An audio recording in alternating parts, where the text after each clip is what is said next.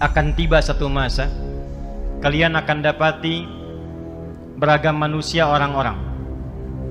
Di antara mereka yuhadditsunakum bima lam tasma'uhu aw wa la yasma'unahu aba'ukum.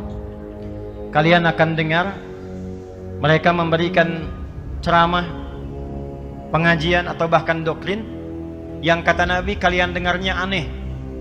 Jangankan kalian, orang-orang dulu pun kalau dengar itu akan ikutan aneh juga.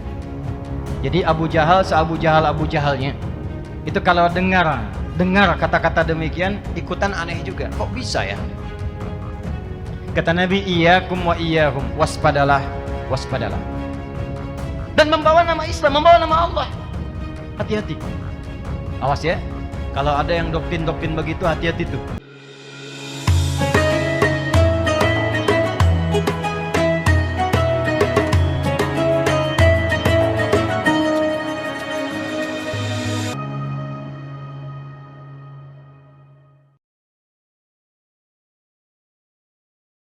Hadis riwayat Al-Bukhari nomor hadis 2262.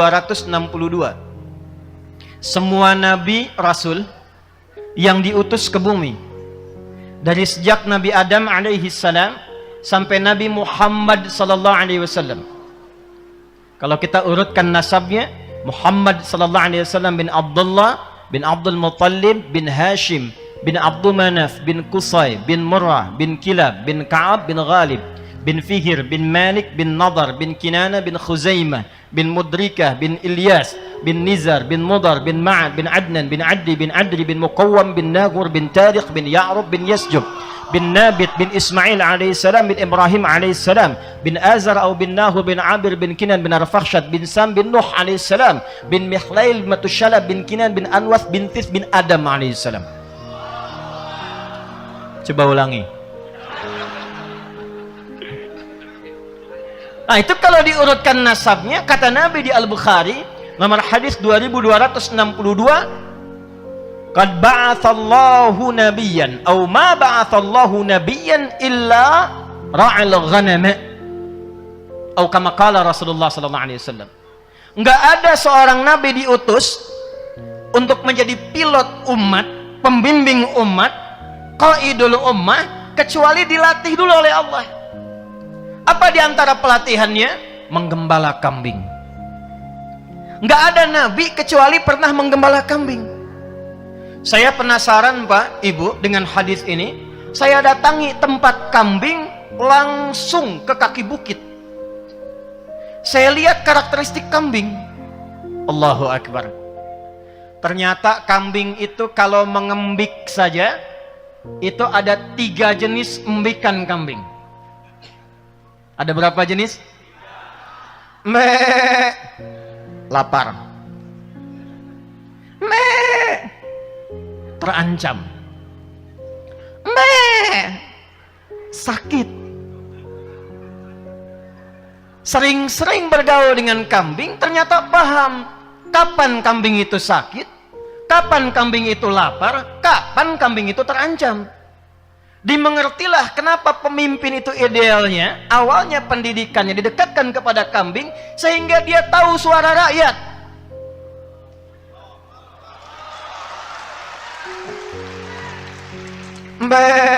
Lapar Pak.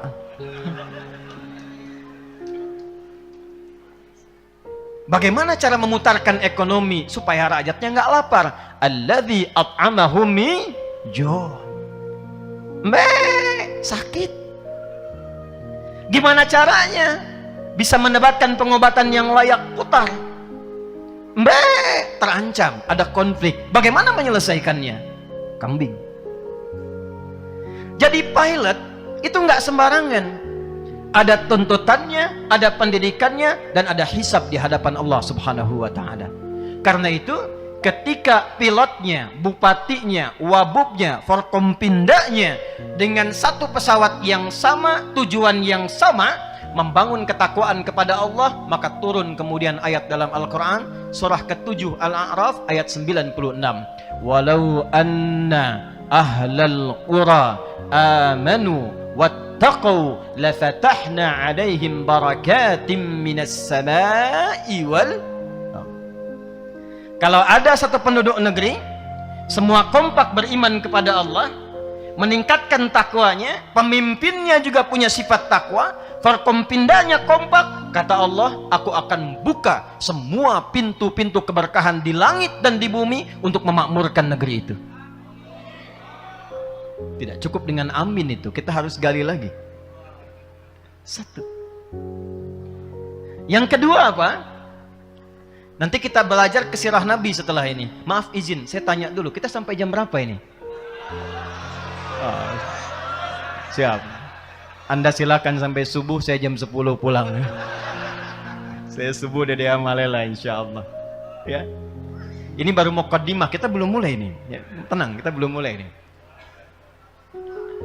Yang kedua, semua mesti mengerti perannya. Nanti ada pilot, ada co-pilot. Belakangnya ada siapa? Ada pramugarinya. Sebelumnya ada peran air traffic controlnya. Ada bagian afronnya. Ada bagian pramugari-pramugaranya. Levelnya kemudian ada kelas first class. Setelah itu bisnis, ekonomi, sampai ke bagian belakang. Tapi semuanya di pesawat yang sama. Saling mensubsidi. Maaf, pilotnya hebat, kemampuan tinggi, tapi tidak mengikuti panduan dari ATC, nggak akan sempurna terbangnya.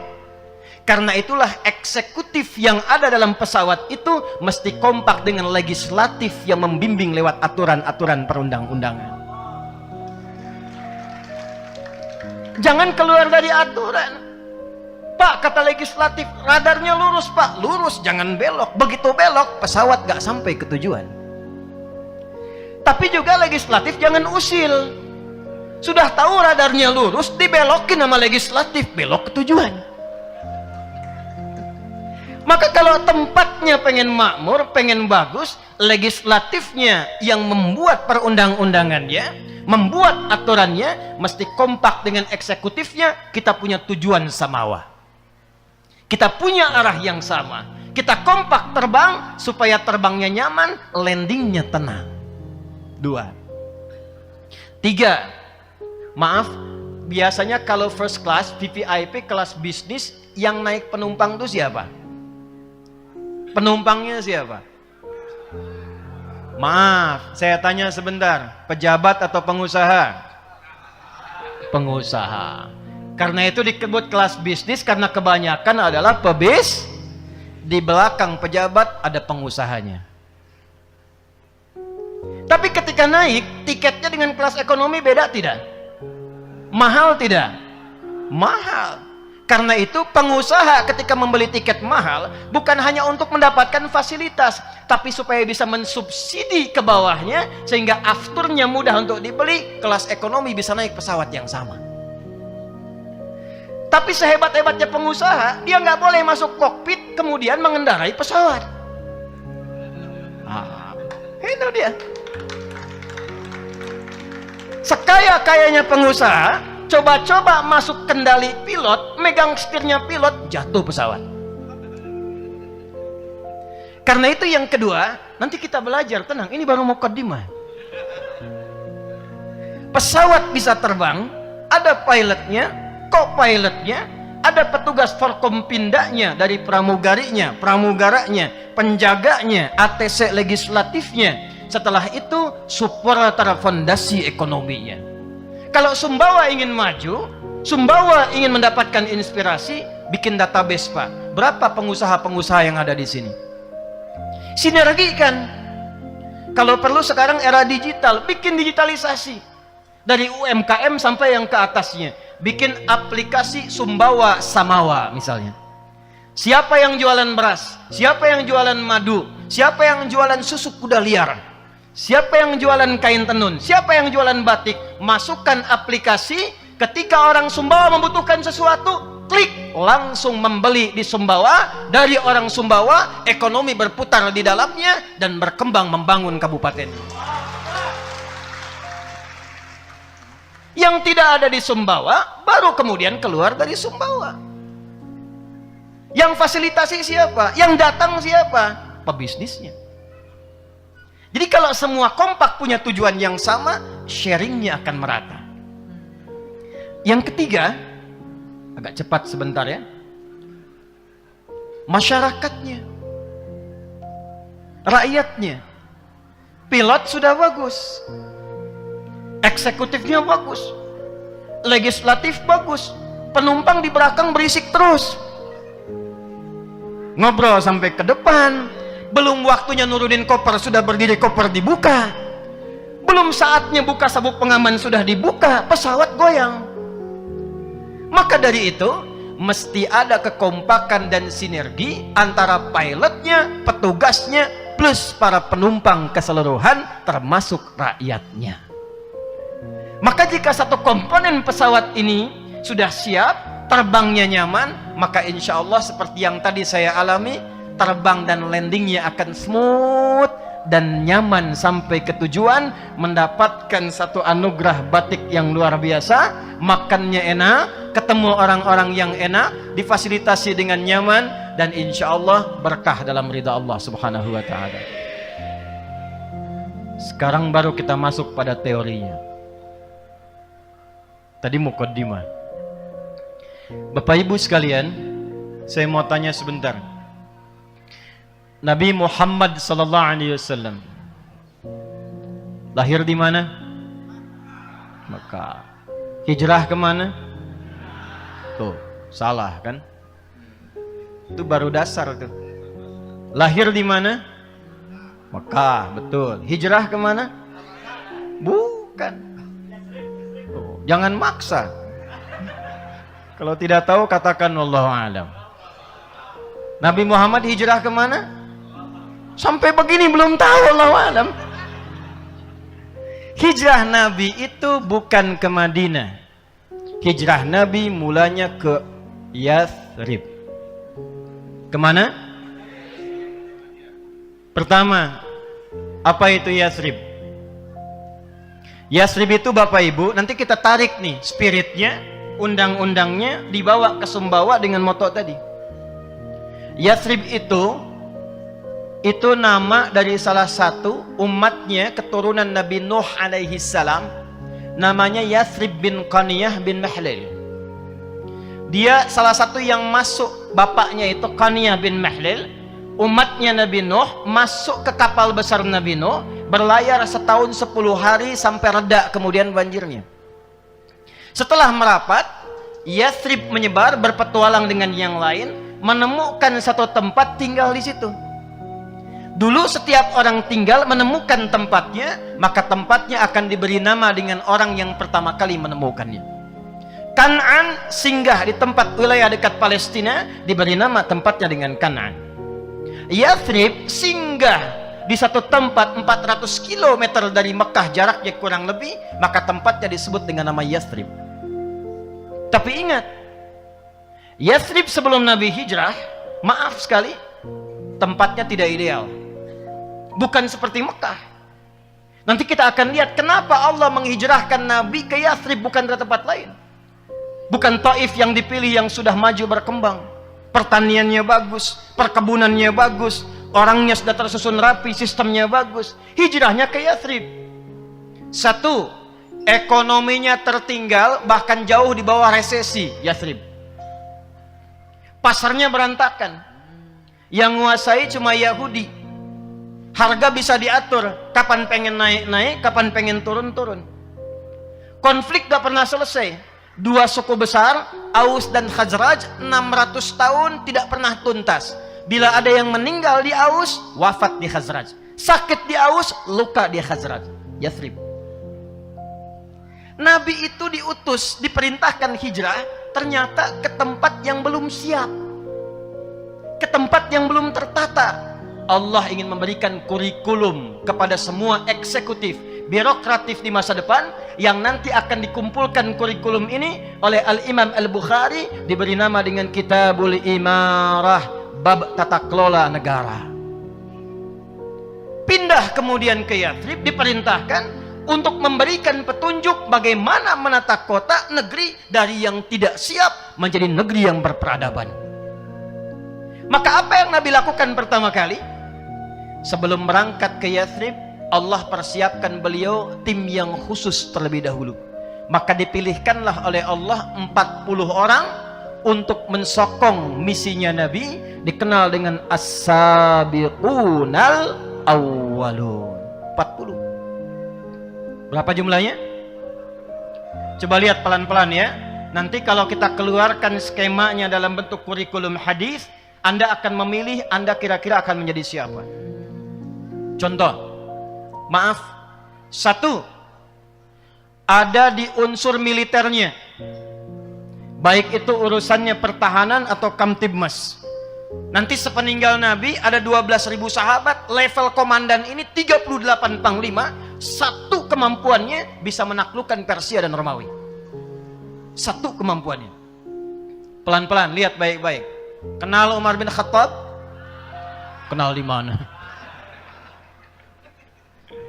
Saya udah terbang jauh-jauh dari Amerika, landing di Jakarta, ke Sumbawa, ketemu orang kenal dengan Umar. Umar itu sebelumnya jenderal besar. Ada yang ahli strategi, ya, tata kelola negara, namanya Amr bin As radhiyallahu ta'ala anhu.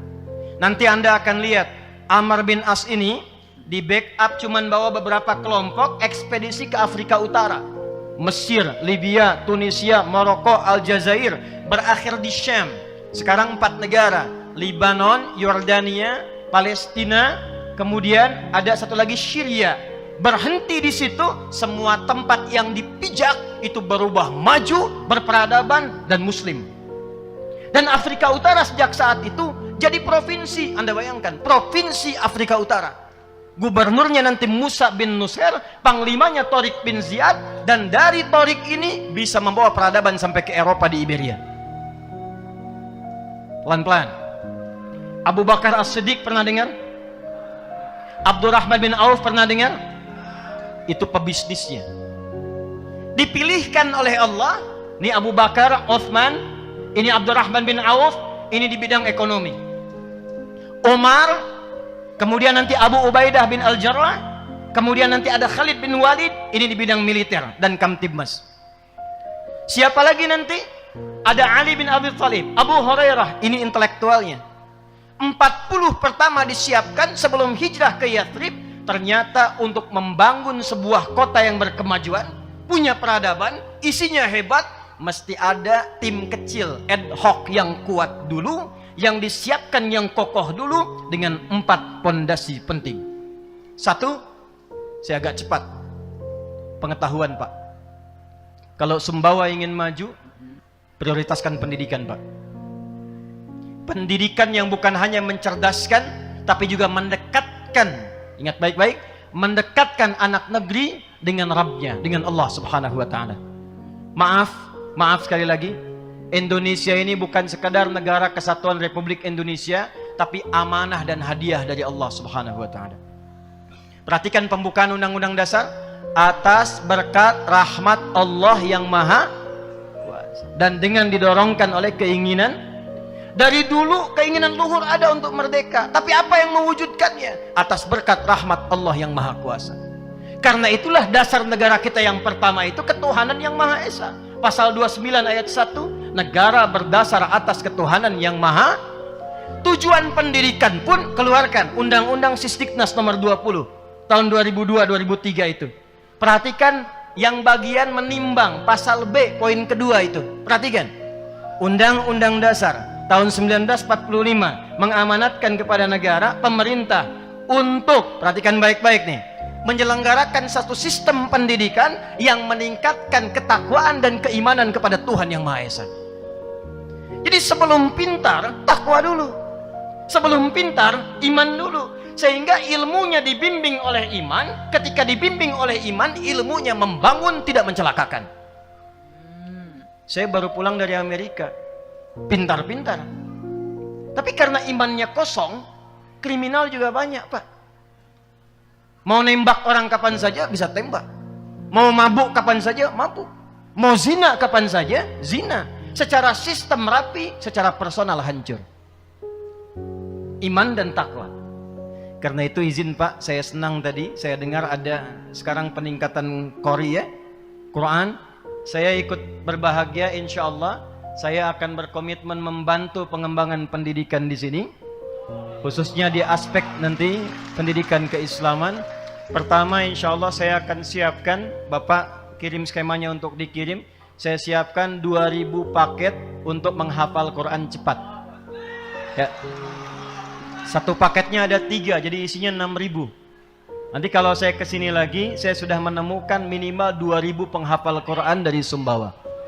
Ya. Itu metodenya 30 hari hafal Quran 30 juz.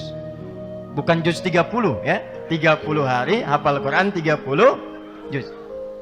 2. Di sini ada para penghafal Quran 30 juz.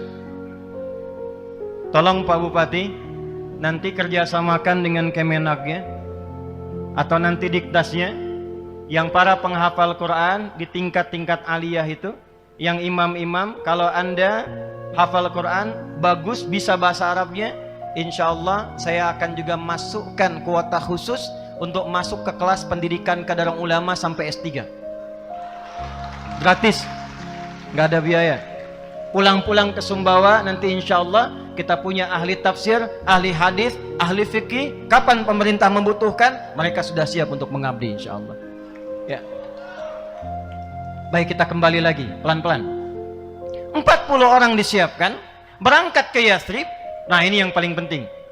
Apa yang pertama diperintahkan oleh Allah kepada Nabi Sallallahu Alaihi Wasallam dengan tim ini untuk merubah Yathrib yang tidak ideal menjadi kota yang berperadaban. 1. Perintah Allahnya, perhatikan baik-baik.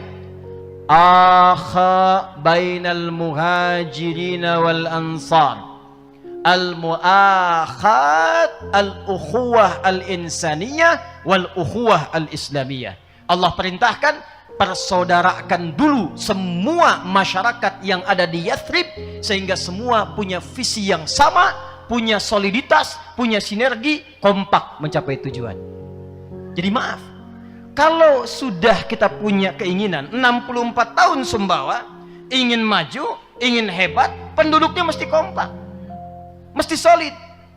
Jangan terpecah belah, jangan saling mencaci, jangan banyak bertengkar. Apalagi kalau terjadi di kalangan masyarakat-masyarakat yang sudah beriman. Maaf ya, maaf sekali lagi, maaf sekali lagi. Di zaman jahiliyah, yang terpecah belah itu yang belum beriman. Ketika sudah beriman, semuanya bersatu.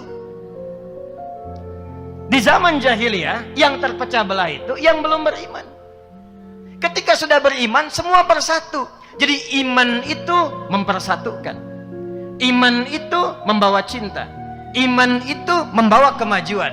Jadi kalau ada orang yang sudah beriman tidak senang dengan persatuan, tidak senang dengan kemajuan, dipertanyakan keimanannya. Ya lihat, Ali Imran ayat 103. Wa'tasimu bihablillahi jami'an wala. Ayat 103 dibuka dengan ayat 102. Panggilannya apa? Ya ayyuhalladzina amanu. Ya-nya disebutkan 361 kali dalam Al-Quran. Memanggil yang dekat, yang menengah, yang jauh. Ayyuha disebutkan 150 kali dalam Al-Quran. Ayyunya munada menguatkan, haknya tanbih mengingatkan.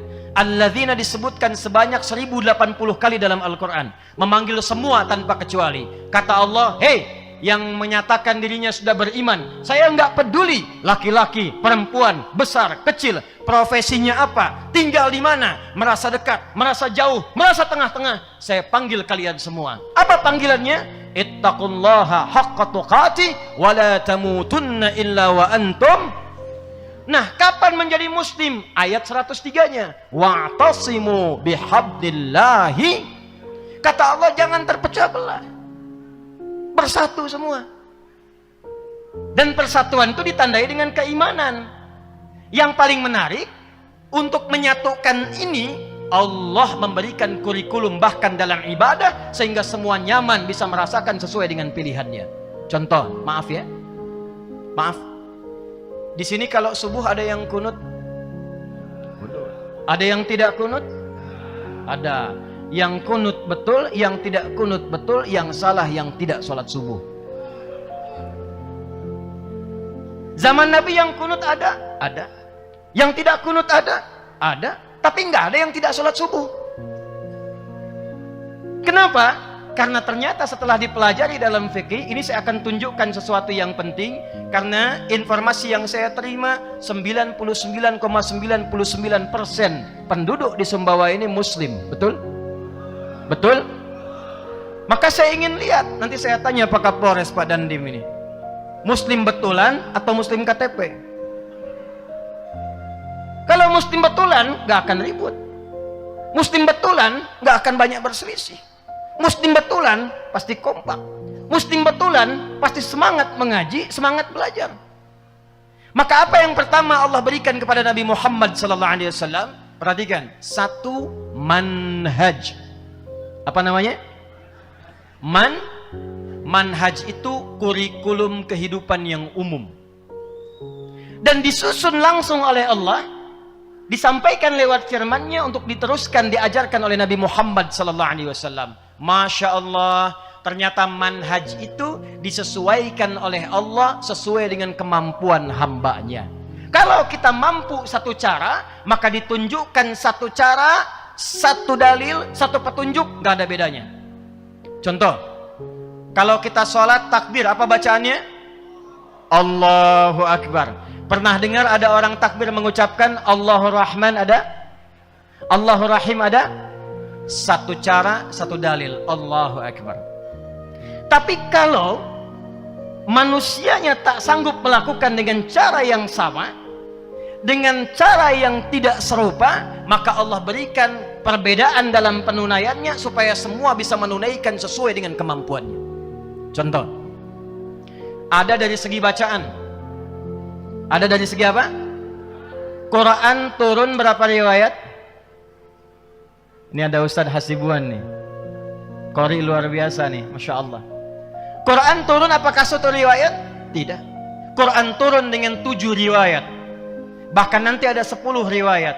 Ternyata riwayat ini bukan sekedar cara baca yang beda, karena di Arab itu sukunya banyak, lisannya berbeda. Ada yang nggak bisa baca A, bisanya saja. A, ana, ane, anta, ente. Ada. Sehingga ketika turun surat Wadduha, ada yang nggak bisa Wadduha, bisanya Wadduhe. Wadduha, Wadduhe. Wallaili idha saja, wallaili idha saja. Ma wadda'aka rabbuka wa ma qala, ma wadda'aka rabbuka wa ma qala. Walalakhiratu khairul laka minal ula. Wala sawfa yu'tika rabbuka fatardi. Saya baca Wadduha, Anda tertawa. Saya di Afrika, saya bacain Wadduha. Ada yang ketawa karena dia nggak bisa A, bisanya Itu dipaksa-paksa sampai kiamat kurang 2 hari, nggak bisa. Terus sekarang wilayah Palestina, wilayah Syria, Libanon, itu pakai imalah semua. Madrasah. Mungkin Betawi dari sana tuh belajarnya tuh. Turun riwayat pakai Ada yang lebih ekstrim lagi, nggak bisa sin, bisanya sod. Ihdinas siratal mustaqim. Riwayat Qalun sin. Ada yang nggak bisa sin, Allah turunkan pakai sod. Muhammad SAW ajarkan pakai sod. Ihdinas siratal mustaqim. Sod, hafaz dari Asim. Yang dahsyat, ada yang nggak bisa sin, nggak bisa sod, bisanya zai. Sin, z, sod, z, sin, z, sod, zai. Maka turunlah riwayat nanti menggunakan zai. Ihdinas siratal mustaqim. Jadi ternyata ketika Allah turunkan, dibimbing sesuai kemampuan kita, bukan untuk berselisih. Yang benar sin, tidak, yang benar sod, bukan. Di Libya pernah ada 2 ahli Quran, hafal Quran 30 juz, berselisih gara-gara sin dan sod. Yang satu bilang ngaji sama gurunya, riwayat pakai sin, yang benar sin. Kata temannya, yang benar sod. Akhirnya mereka putuskan datang sama syekh kita yang lebih tinggi. Begitu datang kata syekhnya bijak, ya bunai iqra, ihdinas siratal mustaqim, pakai sod, hasbuk. Ya bunai iqra, kamu baca, ihdinas siratal mustaqim, pakai sin, hasbuk. Kalian berdua salah, yang benar ihdinas siratal mustaqim, pakai zai. Syekhnya ingin mengajarkan, kalau kamu walaupun sudah hafal Quran 30 juz, satu riwayat, kamu hafal Quran dengan satu riwayat, jangan bertengkar dulu. Mungkin di atas kalian ada yang lebih tinggi, jadikan itu sebagai kemudahan untuk beribadah. Itu poinnya. Jadi kalau kita paham fikih seperti ini, maka kita bisa memilih. Saat kita memilih, itulah pilihan kita, disebut dengan mazhab namanya. Apa namanya? Singkatan dari madzhaba ilaihi, apa yang cenderung untuk dipilih disingkat menjadi mazhab. Contoh, Bismillahirrahmanirrahim, hadisnya ada 70. Cara bacanya ada 4. 1 jahr, Bismillahirrahmanirrahim, jahr. Yang kedua silent, Bismillahirrahmanirrahim. Kalau sudah silent, jangan dekatkan kepada mikrofon supaya makmum dengar. Bismillahirrahmanirrahim. Itu sama aja jahar. Yang ketiga, nggak dibaca sama sekali. Alhamdulillahi Rabbil Alamin. Yang keempat, riwayat Abu Hurairah di Al-Bukhari. Baca rakaat pertama dengan jahar. Bismillahirrahmanirrahim. Rakaat selanjutnya tidak dibaca sama sekali. 70 hadis, 4 cara. Tapi kan kalau kita mau sholat, nggak mungkin praktekkan keempat-empatnya. Besok saya subuh, saya ingin sesuai sunnah, selengkap mungkin. Saya bacakan keempat-empatnya. Bismillahirrahmanirrahim. Bismillahirrahmanirrahim. Nggak dibaca sama sekali. Kita harus pilih salah satu. Makanya Imam Abu Hanifah, kata Imam Abu Hanifah dan Imam Malik, saya nggak pilih Bismillahirrahmanirrahim dijaharkan, saya nggak baca. Maka di mazhab Maliki, mazhab Hanafi, Alhamdulillahi Rabbil Alamin. Maka dikenal pilihannya mazhab Hanafi yang dipilih oleh Imam Abu Hanifah. Imam Syafi'i, kalau nggak ada yang pilih jahar, nanti nggak ada yang baca jahar. Sementara riwayatnya ada. Maka beliau mempopulerkan yang jahar. Bismillahirrahmanirrahim. Pilihan Al-Imam Asy-Syafi'i, mazhab Syafi'i. Imam Ahmad muridnya Imam Syafi'i. Yang jahar ada, yang dibaca kencang ada, yang nggak dibaca ada. Ada riwayat satu lagi, dibacanya silent, maka beliau pilih yang sir. Bismillahirrahmanirrahim. Alhamdulillahi Rabbil Alamin. Maka dikenal dengan mazhab Hambali. Maka ketika dipilih, ini bukan kelompoknya Syafi'i, bukan kelompoknya Ahmad bin Hanbal, bukan kelompoknya Maliki, bukan kelompoknya Hanafi. Yang ada adalah semua dari Nabi, tapi dipilih salah satu untuk memudahkan bacaan kita sesuai jalur yang Nabi tunjukkan kepada kita. Jadi jangan disimpulkan kalau ada imam ngimamin di sini tiba-tiba Bismillahirrahmanirrahim jahar. NU nih. Alhamdulillahi Rabbil Alamin. Muhammadiyah. Saya tugas di Saudi 2010, Prof. Tugas pertama menyambut jamaah. Begitu sampai Masjidil Haram salat Isya, yang ngimamin Syekh Sudes. Mazhabnya Hambali, bismillahnya sir.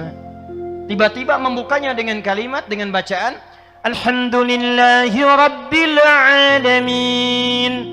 Itu komentar makmum samping saya, iki imamnya Muhammadiyah loh. Muhammadiyah cabang Masjidil Haram. Jadi kalau ini diajarkan sempurna, insya Allah yang NU kompak, Muhammadiyah kompak, NU, Muhammadiyah, Al-Wasliyah, Al-Khairat, duduk semua bangun sumbawa. Dan semua bersaudara. Nasab Al-Khairat Habaib, Wasliyah demikian. Kumpulnya 13 Jumadal Akhirah sama dengan bulan April 1905 di dekat wilayah Tanah Abang namanya, didirikan Jamiatul Khair.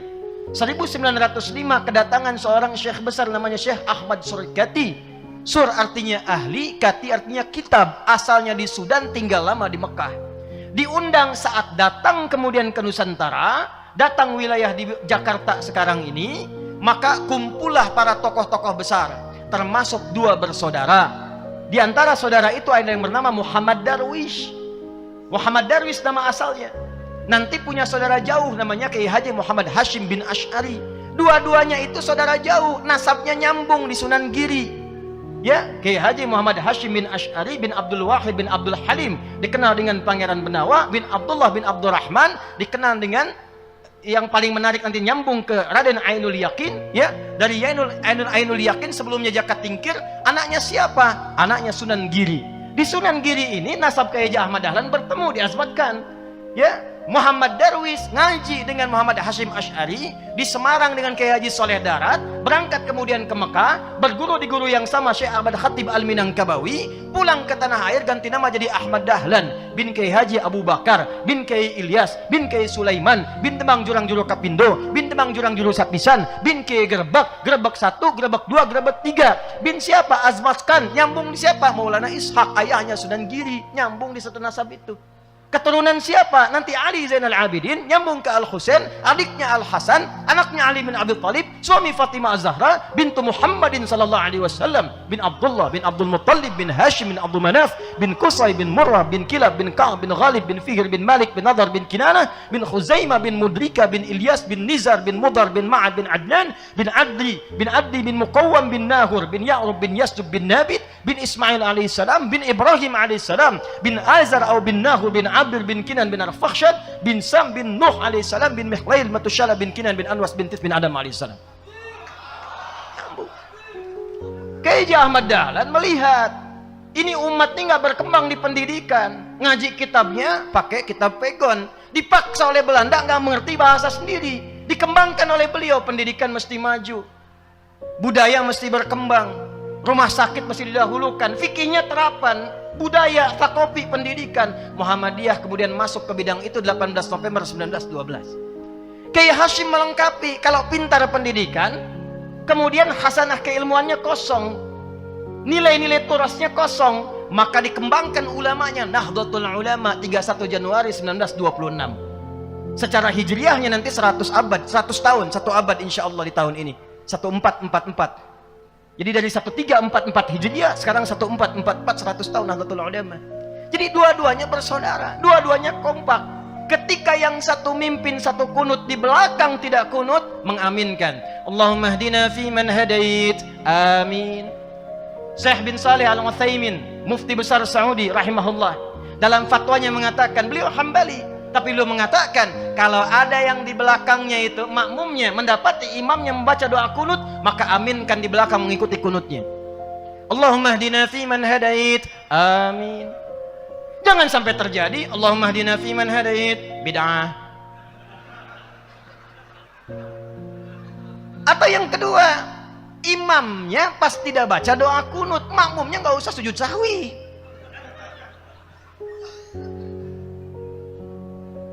Kalau kita pelajari ini, mukminnya kompak, fikihnya terbuka, enak kemudian kita belajarnya, maka mudah pesawatnya terbang. Tinggal tenaga dikuatkan, di atasnya lebih tenang.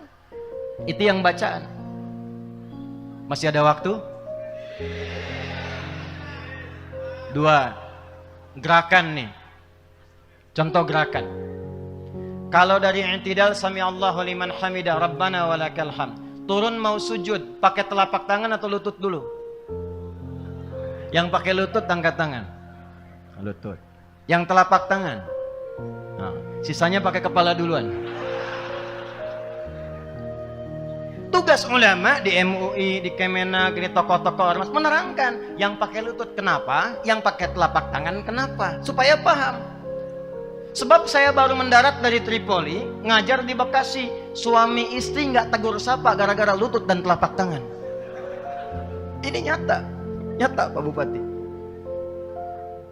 Suami pulang, Bekasi kan penyangga Jakarta macet, nyampe rumah nggak kejar ke masjid, sholatnya di rumah, kelihatan oleh istri.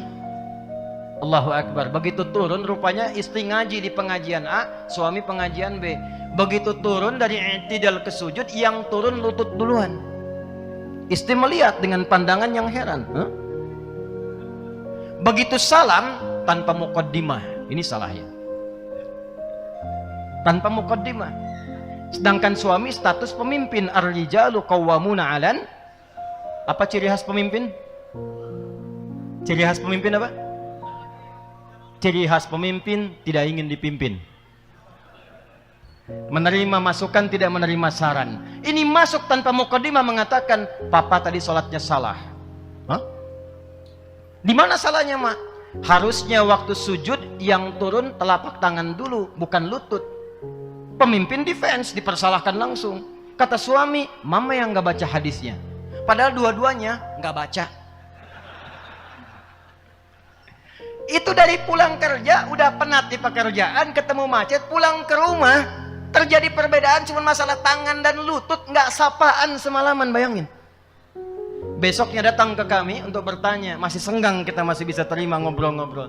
Begitu saya jelaskan, kenapa Pak Ibu? Saya bilang, Pak, Ibu, yang Bapak pakai lutut, itu ada di kitab Sunan Abu Daud, nomor hadis 838. Ini kitabnya, paling kanan sebelah bawah, rawinya Wa'il bin Hujur.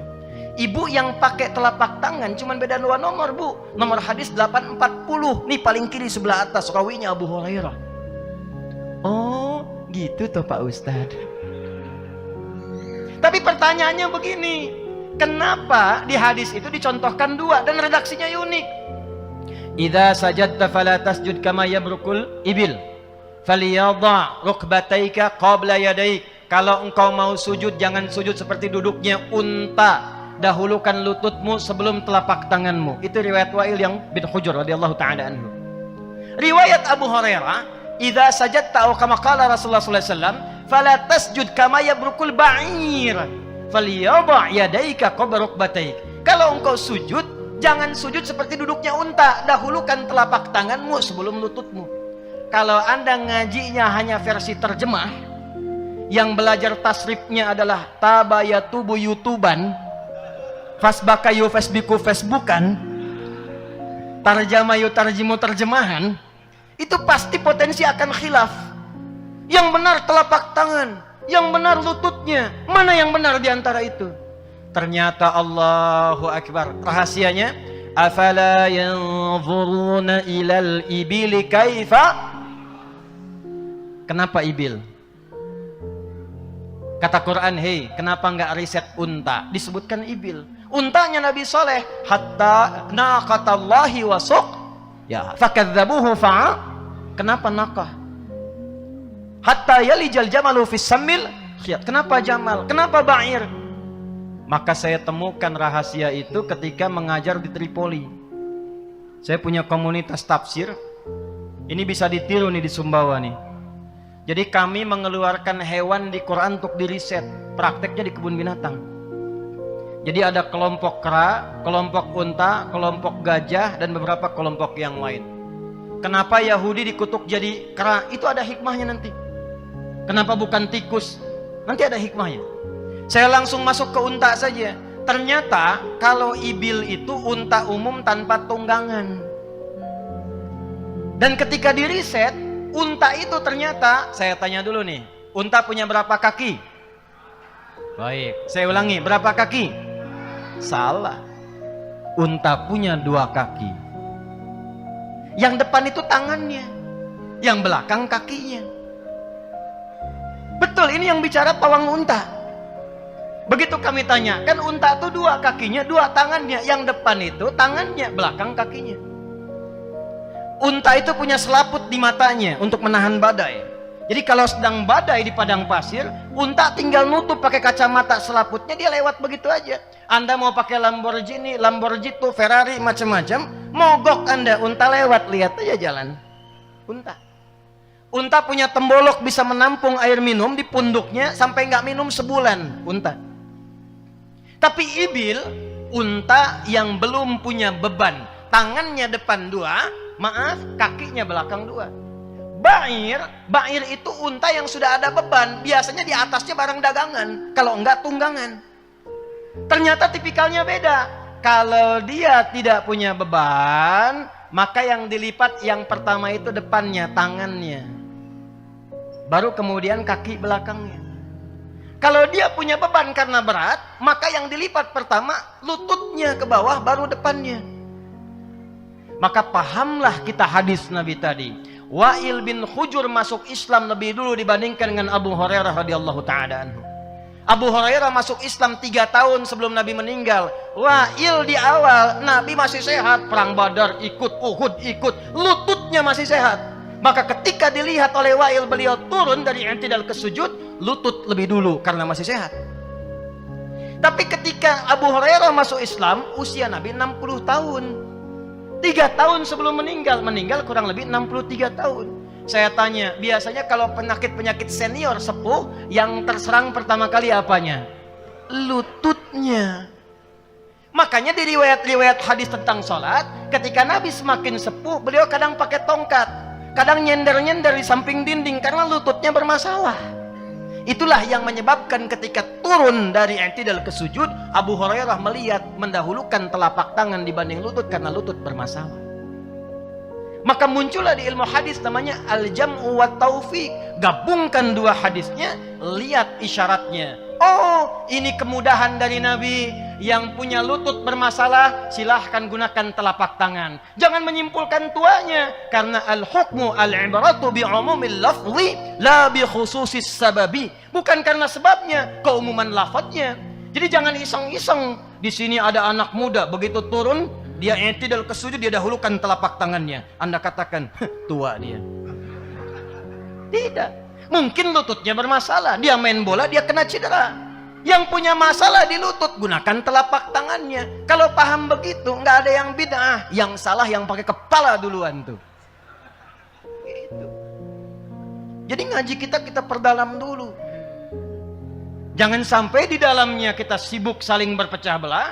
Kita ingin sumbawanya maju, kita lupa bahwa perbedaan itu diberikan kepada kita untuk dipelajari supaya memudahkan kita dalam berkehidupan, bukan supaya berselisih dan membangun perpecahan di antara umat manusia.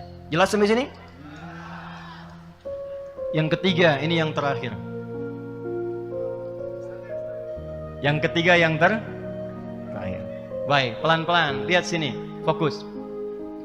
Di Sumbawa ini ada non-muslimnya tidak? Ada non-muslimnya? Ada non-muslimnya? Ada. Saya tadi lewat, saya tanya, di sini apa Pak? Oh ini Ustadz, semakin ke arah barat ini nanti ada saudara kita yang Hindu. Semakin ke timur nanti sampai ke NTT ada saudara-saudari kita yang Kristen, Nasrani. Di sini ada etnisnya yang Masya Allah ini Cina, yang ini Arab, yang ini lokal dan sebagainya. Semua menyatu. Nabi saat hijrah ke Yathrib, itu penduduknya muslim semua atau tidak? Tidak, heterogen. Maka apa yang beliau lakukan? Perhatikan baik-baik. Inilah yang merubah Yathrib kelak menjadi Al-Madinah Al-Munawwarah.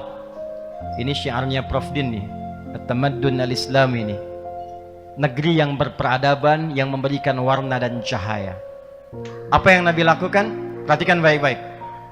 Nabi mempersatukan semuanya dalam satu kesepakatan visi dan misi serta tujuan membangun satu negeri yang memuliakan dan menyejahterakan untuk keseluruhannya.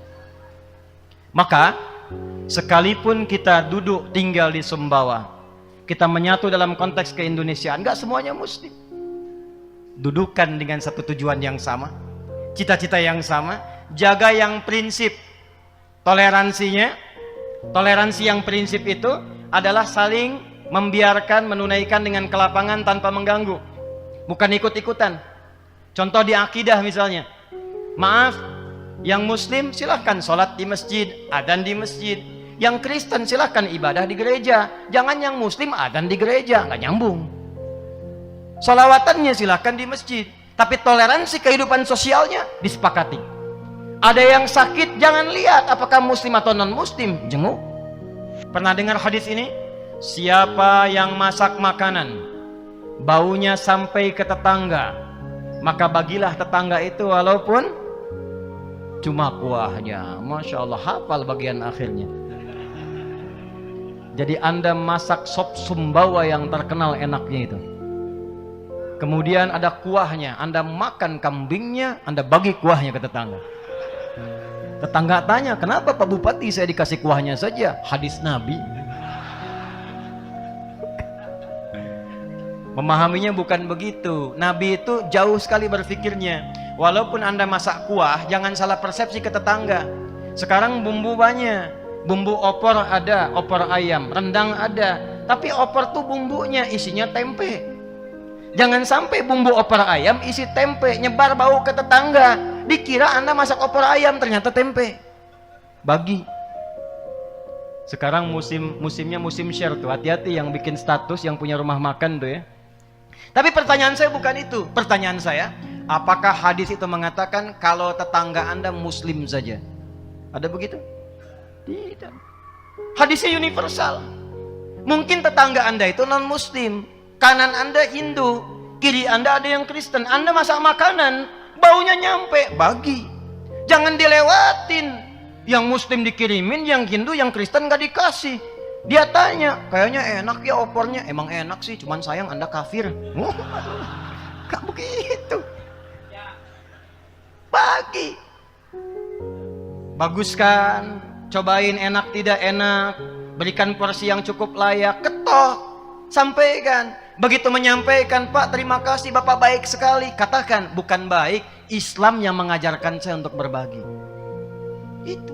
Besok dia ngembalikan panci, dia sudah kenal assalamualaikum, assalamualaikum katanya. Udah tahu tuh. Terima kasih Pak, enak sekali. Cuman saya mau tanya aja, hari ini Islam mengajarkan berbagi lagi tidak? Udah kenal tuh kalimat kebaikan. Coba saya tes hadis yang lain. Kalau Anda punya tanaman tumbuh, buahnya sampai ke tempat tetangga, itu milik siapa buahnya? Milik bersama. Awas tuh, ayo, ulama kita tuh. Milik bersama, hakun mustarak itu. Jangan sampai tetangga Anda cuma ngelihat buahnya, kedapatan sampahnya, yang nikmati buahnya Anda. Sebelum buahnya menguning, maka sampaikan kepada tetangga, maaf Pak, Ibu, ini pohon mangga. Iya tahu, punya Bapak kan? Iya betul. Tapi buahnya kebagian Ibu.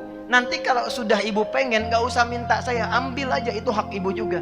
Ketentuan dari mana itu? Nabi Muhammad mengajarkan supaya ibu yang mendapati bagiannya jangan sampai mendapatkan sampahnya saja. Kenalkan Nabi Muhammad. Oh begitu Pak hukumnya? Iya, indah ya Masya Allah. Cuman sialnya besoknya ayam kita main ke tempat dia. Dan dia belum tahu hukum ayam beda sama tanaman. Maghribnya dikirimi kita opor ayam. Insya Allah. Jadi saya berharap insya Allah 64 tahun Sumbawa rukun, insya Allah maju, iman dan takwa soleh insya Allah, kompak ya.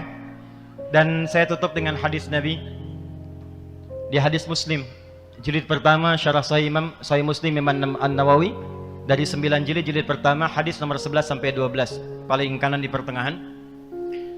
Haddatsana qala Rasulullah sallallahu alaihi wasallam atau kama qala, sayati alaikum zamanun aw unasun, akan tiba satu masa kalian akan dapati beragam manusia orang-orang. Di antara mereka yuhadditsunakum bima lam tasma'uhu aw wa la yasma'unahu aba'ukum. Kalian akan dengar mereka memberikan ceramah, pengajian atau bahkan doktrin yang kata Nabi kalian dengarnya aneh. Jangankan kalian, orang-orang dulu pun kalau dengar itu akan ikutan aneh juga. Jadi Abu Jahal Abu Jahalnya itu kalau dengar kata-kata demikian ikutan aneh juga. Kok bisa ya? Kata Nabi, iyyakum wa iyyahum, waspadalah. Contoh, saya agak cepat. Kenal Abu Jahal? Ayo kenal. Abu Jahal dan beberapa gengnya itu datang ke Nabi sallallahu alaihi wasallam sebagian utusan satu malam, menyampaikan begini kurang lebih, ya Muhammad sallallahu alaihi wasallam, ikhtalafna, kita memang beda, tapi jangan sampai perbedaan ini menjadikan kita berselisih. Udah gini aja, maaf, malam ini kami nyembah Tuhan kamu, besok kamu nyembah Tuhan kita gantian aja katanya. Maka turunlah satu ayat, bahkan satu surah yang itu menjadi legasi tertinggi toleransi dalam berakidah. Qul ya ayyuhal la a'budu ma, sampai ujungnya lakum dinukum. Tuh. Untukmu agamamu, untukku Silahkan yakini apa yang Anda yakini, kami mengerjakan apa yang kami yakini. Jangan saling mengganggu. Kalau ingin kenal silahkan tanya, kami terangkan. Kita saling menghormati. Toleransi tertinggi. Tapi Abu Jahal, se-Abu Jahalnya dia mengatakan kita memang beda. Tahu perbedaan. Orang sekarang ada yang mengatakan semua agama sama, menuju Tuhan yang sama, cuman caranya beda-beda. Abu Jahal, se-Abu Jahalnya tidak pernah mengatakan itu. Makanya kata Nabi, hati-hati, nanti semakin maju berkembang, semakin banyak yang aneh-aneh. Dan di antara yang paling aneh puncaknya hadis Muslim dari Abu Hurairah radhiyallahu taala anhu. Saya tutup, atadrunal muflis, kata Nabi, tahukah kalian orang yang bangkrut di hari kiamat? Qalu, sahabat berkata, al-muflisu minna ya Rasulullah, al-muflisu fina ma la dirham lahu wa la mata'. Menurut kami yang tak punya uang sesen pun, tak ada aset sedikit pun. Perhatikan, secara ekonomi logis. Tapi kata Nabi, al-muflisu min ummati, ada orang akan bangkrut di akhirat, dia mengaku umatku. Nabi tidak mengatakan umatnya Musa, umatnya Isa, umatku, ngaku umatnya Rasulullah. Yati yaumal qiyamati bi salatin, dia datang di hari kiamat dengan bekal-bekal pahala sholat yang banyak dia kerjakan di dunia. Nakirah itu banyak, disolatin, rajin sholat, meningkat sholatnya. Wasyamin, rajin puasa. Wazakatin, sebagian bahkan senang zakat, sedekah. Cuman sayang, wayati qad syatama hadza, anehnya di umat ini, di masa ini, dia rajin sholat, saat yang bersamaan rajin mencaci. Wa qadhafa hadza, senang menuduh. Wa daraba hadza, senangnya berselisih. Wa akala mala hadza, senang mengambil hak orang lain. Kelihatan sholat tapi korupsi juga. Kelihatan sholat tapi menipu juga. Puncaknya wasafaka dama hadza, ada yang akan merekayasa pertumpahan darah dan menyebutkan nama Allah di dalamnya. Allahu Akbar, tembak. Allahu Akbar, bom. Hati-hati. Dan membawa nama Islam, membawa nama Allah. Hati-hati. Awas ya, kalau ada yang doktrin-doktrin begitu, hati-hati tuh. Kata Nabi, iyyakum wa iyyahum, tinggalkan. Waspadalah, itu bahaya. Saya izin Pak Kapolres ya, Pak Prof, ini saya waktu di Lampung dulu, kejadian bom di Jalan Tamrin tuh, meledak, duar. Saya di Lampung, itu pertanyaan jemaah dalam sesi tanya jawab, polos sekali bertanya, tapi penting. Ustadz, apakah bom di Jalan Tamrin termasuk jihad fisabilillah? Saya bilang, Pak, sependek pengetahuan saya, jihad fisabilillah itu jihad di jalan Allah, bukan di Jalan Tamrin.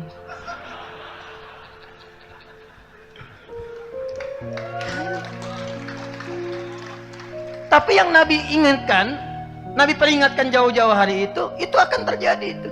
Kalau disebut lafadznya umum, itu berpotensi terjadi di beberapa masa. Hati-hati, kalau ada yang begitu, dia sholat, senang berselisih, sholat, senang berkelahi, tu'khadhu hadha min hasanati wa hadha min hasanati, diambil pahala sholatnya, diberikan kepada orang yang dituduhnya itu. Diambil pahala zakatnya, diberikan kepada orang yang difitnahnya itu. Diambil pahala puasanya, diberikan pada orang dizalimi itu, ditransfer otomatis. Fa in faniyat hasanatuhu, kalau habis kebaikannya, maka diambil dosa orang dizalimi itu, ditimpakan kepadanya, faturiha finnar.